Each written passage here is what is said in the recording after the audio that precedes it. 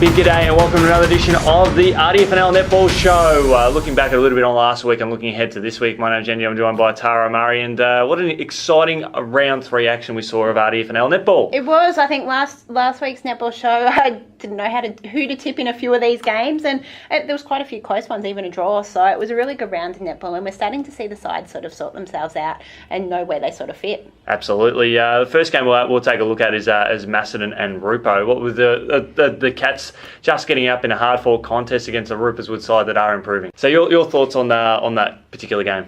Look, for me, I thought it sort of played out how I expected. I thought Rupert's would be pretty competitive, but I thought the Cats would have a bit too much depth on the line. It sort of showed that the Cats were trailing at half-time, and they had the luxury of moving Amy Carroll from wing attack into goals in that second half, and that move seemed to make a difference.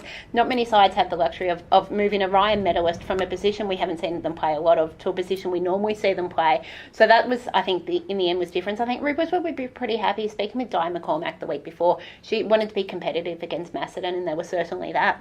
Fantastic. A good win there by the Cats, but I guess more positive signs there for Ruperswood, who, as we've spoken about, did have an interrupted pre-season, but they got up and firing. Another game that I had the pleasure of getting down and watching a little bit of, Diggers Rest and Riddle. The Burrows just too strong there for the Bombers by 14 goals. It is. The Burrows were obviously a side we didn't know a lot of heading into the season, and they've sort of shown all their new recruits are fitting in really, really well. You've got Kathy Dicker in goals, who has been brilliant early on. I think she was best on court and shot over 30 goals herself.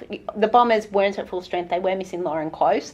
So whether or not that was VNL commitments, I know that's sort of starting to come into effect, not only in this comp, but in a different few leagues with players on restrictions not being able to play full games. You've got that, but obviously, look, the Bombers were yet again competitive, but the Burrows, I'm impressed with them early on. Yeah, certainly great work under Pam Strong. We expect them to come out firing, and they've delivered with a few big wins, statement-making wins. Centrals and Rumsey played out the first draw of 2018. It is. I actually spoke to Randy Pereira after this, and he was a little bit disappointed with this result. For the third successive week, they've had more shots at goals than their opposition, and they've only got one win. So he said they had their opportunity. They had 14 more scoring shots. You hit one or two of them, they get the win. But he said it was a cracker of a game, and Rumsey's shown they're going to be competitive with every side they face. So Centrals are building, probably a little bit disappointed with their start, but you've got Katie Hepburn, who is playing in goals, hasn't played for a couple of years, and I know as a shooter in netball, if I don't play for a couple of weeks, my shots are terrible, let alone not playing for a couple of years. So they're going to build as they get better, and if they reduce that, if they increase their shooting accuracy, expect to see a few more wins from them soon. Definitely right, and both teams sort of new look lineups in comparison to where they were last year. The Hawks and Rockbank are played out an absolute cracker. The Hawks getting their first win of 2018 by 5 goals over the much improved Rams outfit. It is that there's a lot of confidence for the Hawks out of that one. I spoke to Wendy Roberts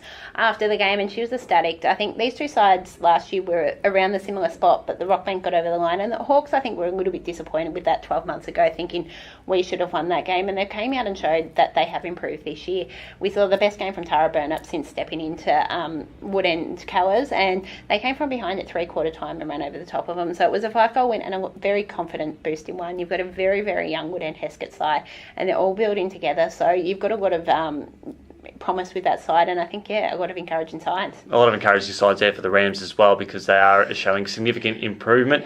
The other big game, we had Wallen and Broadford. I don't know that the game lived up to the hype that it did with its round 1 encounter. I think, look, from what if I'm correct, I think the score was 42-36, so obviously still a fairly close match. Wallen got over the line for a second straight time, but I think we're starting to see if Broadford don't have Amelia Brock, they are going to struggle. She makes a big difference to any team, but a team that's building, they are going to struggle a little bit. And she's another one that was probably affected by VNL commitments, with VNL kicking off on Sunday. So obviously got there, but Broadford was still competitive. You've got a 6-goal difference. They only lost by 1 in round 1, and you take out one player, so that's showing they've got a lot of depth across that squad. It isn't just Amelia Brock, but it does make a difference. If she's in the side, the team was stands a lot taller, and they shoot a lot more goals. Exactly, and that's with any team missing their goal shooter.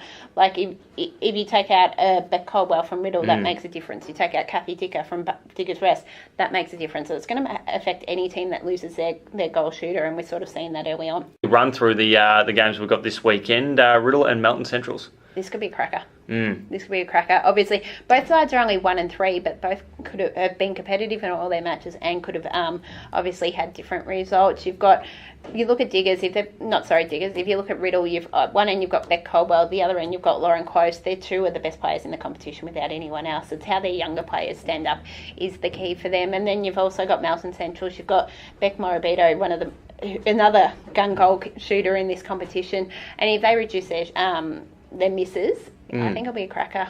Your tip?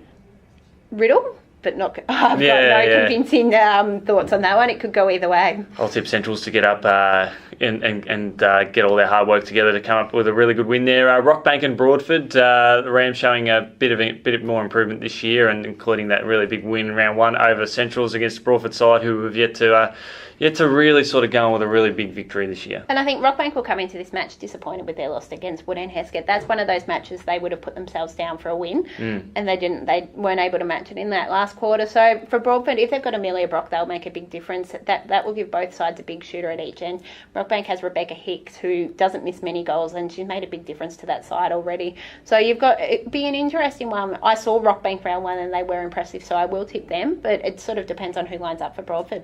I'll tip Broadford to get up by a couple of goals and a really good close one there. I think they're due for a win, and they've worked really hard to get to that point.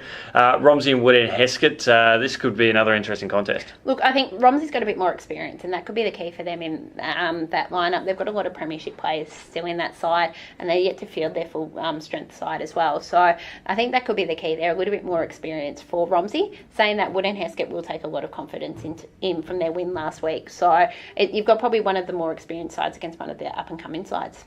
Yep, I'm with you on that one there. I think, Romsey probably by around the 10-goal margin. Rupert's Wood and Diggers Rest, this is an incredible contest. We said in the footy that it was going to be a cracker of match, and I think this is the match of the round in the netball as well. You've got both of these sides are going to be up there. It'll be interesting to test how Diggers Rest goes against a Rupert Wood side that has looked good so far. They've knocked off Romsey. They played Romsey and they played Macedon so far, two of their better sides. Obviously, they got a round 1 win against Wood End as well, but the last 2 weeks they've played two of the better sides, and they got a win, and they only just fell short against Macedon, so they are a very strong side.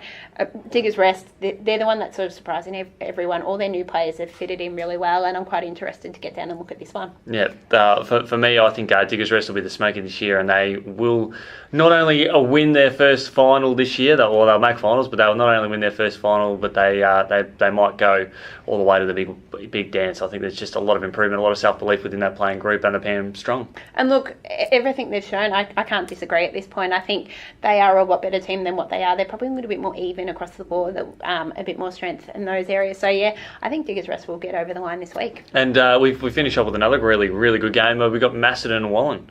Look, I think the Cats have done what they've had to do the first few rounds. They have had some tough matches. Obviously, in round 1, they only just got over the line against Riddle in a hard-fought match, and they played Rupert's Wood last week, which was another hard-fought one. So, look, I think Macedon will get over the line, but I think it'll give us a good indication of where Wallen is sitting. They did lose by 1 goal to Riddle in round 2, and we saw that Macedon did get over the line against Riddle in round 1, and Macedon wasn't at full strength that day. So look, I think the Cats will be too good, but I think another indication of where Wallen sits in this competition. Absolutely agree with you on all accounts there. Tara, thanks so much for joining us on this week's edition of the RDFNL Netball Show. We look forward to recapping what round 4 has to offer as we build up towards an interleague campaign that is only just weeks away. It is. It'll be here before we know it, and hopefully we'll have the netball team in the next few weeks, and I think a lot of the players from the team of the year have put their hand up to play, so we'll bring you that when we get that as well. Fantastic. We look forward to seeing you guys next week.